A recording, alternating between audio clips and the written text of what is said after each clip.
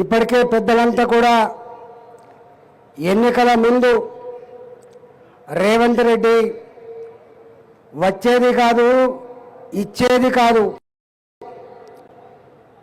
గుట్టకు తాడు కడదాం, పోతే తాడు పోతుంది, వస్తే గుట్ట వస్తుంది, ఒడ్డెక్కేదాకా ఓడమల్లప్ప, ఒడ్డెక్కినాక బోడమల్లప్పలాగా ఇవాళ సంవత్సర కాలంగా ఆనాడు ఏం మాటలు చెప్పిండో, ఇవాళ సంవత్సర కాలంలో ఏమి అనుభవమైందో ఎవరు చెప్పాల్సిన అవసరం లేకుండానే ఆనాటి రేవంత్ రెడ్డి మాటలని ఈనాటి మాటలని చేతలని సెల్ ఫోన్లలో బేరీజు వేసుకొని చూస్తున్న విషయం అందరి తెలంగాణ ప్రజలందరూ కూడా అర్థమైంది. వక్తలందరూ కూడా ఆ మాట చెప్పిండ్రు. ఇవాళ పరిస్థితి ఏంటంటే ఇచ్చిన హామీలు అమలు కాకపోతున్నా కానీ మమ్మల్ని చల్లగా బతకనిస్తే చాలంటువంటి పరిస్థితికి తెలంగాణ రాష్ట్రం నెట్టివేయబడ్డది. ఇవాళ చూస్తూ ఉన్నాం, గతంలో ప్రజాప్రతినిధిగా ఉన్నవాళ్ళు ప్రభుత్వం మీద నమ్మకంతో విశ్వాసంతో పనులు చేస్తే, గ్రామాలలో మండలాలలో జిల్లా పరిషత్లో పనిచేస్తే ఇవాళ సంవత్సరంన్నర 2 సంవత్సరాలు అవుతుంది, బిల్లులు రాక ప్రభుత్వం మీద ఉత్తర్వులు రాసిపెట్టి సర్పంచ్లు చేసిన వాళ్ళు, ఎంపీటీసీలు చేసిన వాళ్ళు, ఉప సర్పంచ్లు చేసిన వాళ్ళు 50 మంది చనిపోయిందంటే ఈ రాష్ట్రంలో ఈ ప్రభుత్వం మీద ఏం భావన ఉందో మనకు అర్థం కావాలి. ఆటో డ్రైవర్లు వాళ్ళు కొన్న నాలుకకు మందేస్తే ఉన్న నాలుకకు పోయినట్టుగా 12,000 రూపాయలు దేవుడెరుగు, కానీ ఇవాళ 50 మంది ఆటో డ్రైవర్లు సూసైడ్ చేసుకున్నటువంటి దౌర్భాగ్య పరిస్థితి రాష్ట్రంలో ఉన్నది. ప్రభుత్వం అంటే ఇల్లు కట్టిస్తుందని, ప్రభుత్వం అంటే సమస్యలు తీరుస్తాయని చెప్పి భావిస్తారు. కానీ ఇల్లు కట్టించిన దేవుడెరుగు. హైడ్రాపేట సంవత్సర కాలంగా ఎంత డ్రామా చేసినా మీరు చూసినారు. కంటి మీద కొనుక్కు లేదు. బస్తీలలో ఉన్నవాళ్ళు, చెరువుల పక్కబండి నివసించే వాళ్లకు కంటి మీద కొనుక్కు లేకుండా చేసిండు. ఏ బస్తీలో ఎప్పుడు బుల్డోజర్లు వస్తాయో, ఎప్పుడు ఇల్లు కూలగొడతామని చెప్పి బిక్కుమంటూ బతికేటువంటి ప్రజానికానికి భారతీయ జనతా పార్టీ అండగా ఉండి, భారతీయ జనతా పార్టీ ధైర్యాన్ని ఇచ్చి కాపాడుకున్న విషయం మీకు తెలుసు. అనేక బస్తీలలో ఇల్లు కూలగొట్టబడితే ఇవాళ అక్కడ కూడా హార్ట్ అటాక్ వచ్చిన వాళ్ళు, బ్లడ్ ప్రెషర్తో దవాఖానలో చేరిన వాళ్ళు, కూకడిపల్లిలో మాత్రం బుచ్చమ్మనేటువంటి మహిళ సూసైడ్ చేసుకొని నోటు పెట్టి చచ్చిపోయి చెప్తే మనకి ఈ హైదరాబాద్ గడి మీద చూసినాం. ఇవాళ మూసీ నది పక్క బండిలో నేను పేద మీద ప్రేమ లేదు రేవంత్ రెడ్డికి. మూసీ నది అటుపక్కకు ఇటుపక్కకు ఒక 300 మీటర్లు బఫర్ జోన్లుగా ఇండికేట్ చేసి కొన్ని 100 ఎకరాల భూములు గుంజుకొని ఇవాళ అదానికి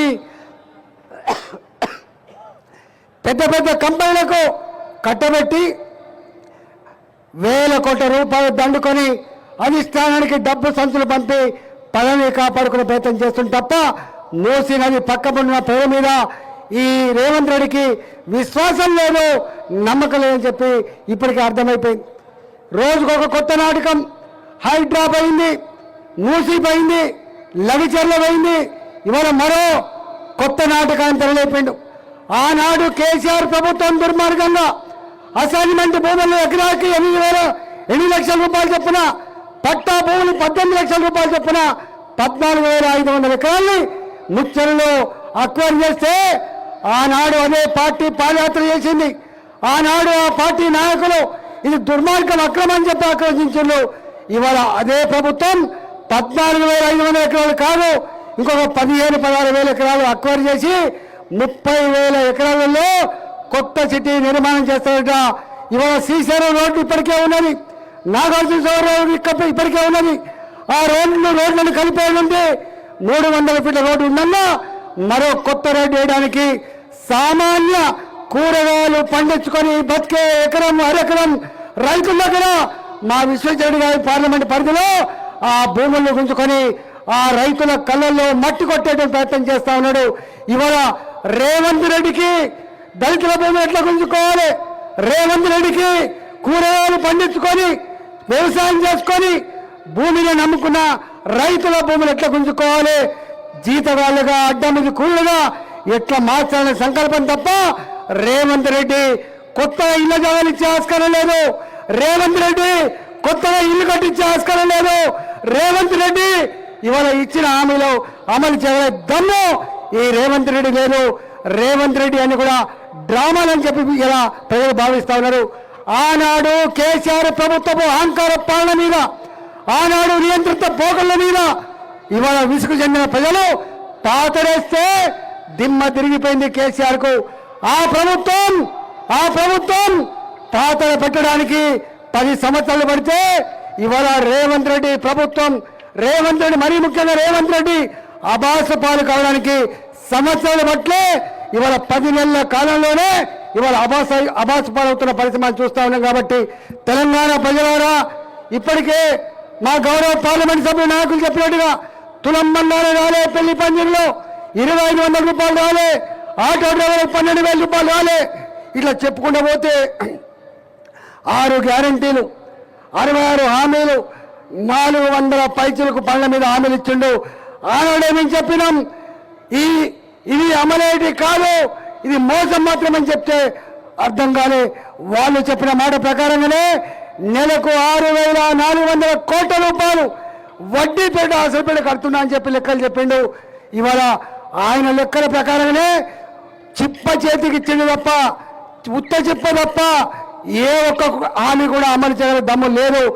మాటలతో, మీడియా మేనేజ్మెంట్తో, అబద్ధ ప్రచారాలతో ఇవాళ డబ్బులు ఇచ్చి మీటింగ్లు పెట్టి బుకాయించే ప్రయత్నం తప్ప ఈ ప్రభుత్వం చేయగలిగేం లేదు. కాబట్టి రాబోయే కాలంలో ప్రజలకు ఇచ్చిన హామీలను అమలు చేయడం కోసం ప్రజలు చేస్తున్న సమస్యల పోరాటాలకి బాధ్యత కలిగిన ప్రతిపక్ష పార్టీగా ప్రజల వెంట ఉందని ఈ ప్రభుత్వం మెడలు వంచి హామీలు అమలయ్యేంత వరకు ప్రజాప్రతినిధులుగా, పార్టీ నాయకులుగా తెలంగాణ ప్రజల వెంట ఉండి రాబోయే కాలంలో జరిగిన పోరాటాల్లో ప్రత్యేకంగా పాల్గొంటామని చెప్పి ఈ సందర్భంగా